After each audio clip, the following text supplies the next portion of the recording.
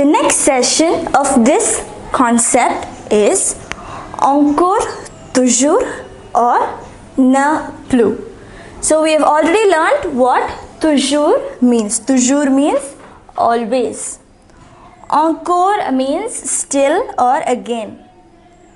Ne plus, you know the meaning of that as well. Now we will see how this is used in a sentence. Now, il est 19h. Aujourd'hui, Pierre travaille encore. So, here we use the word encore.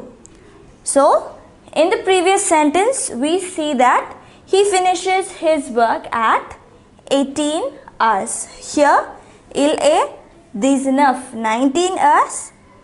Today, aujourd'hui, Pierre travaille encore. He is still working. Il est, he is toujours au bureau. Toujours, always. Il est toujours au bureau. Ses collègues, his colleagues, ne sont plus au bureau. Now, here we use ne and plus. Ne sont pas means not in the, they are not in the office. Ne sont plus means never. They are ne sont plus au bureau. Now, you know how to use these words. Encore, toujours, ne plus. Now, one more point is le prefix re, re. So, when there is a prefix re, it signifies recommencer. So, to restart. Il reprend le travail. Now, you know prendre, right?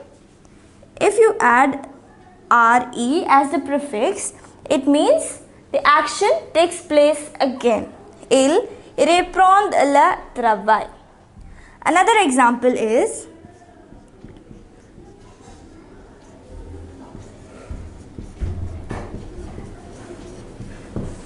Pierre revient. So, you know the word vient. Vient is to come. Revient. So, to come back. Pierre revient chez nous.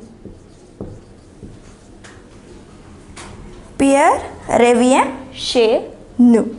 So, these are some things to remember. Some words we need to remember when we have to describe a series of events right from the start through its continuation till the finish. So when we need to explain or describe a series of actions, these are some points that will help you.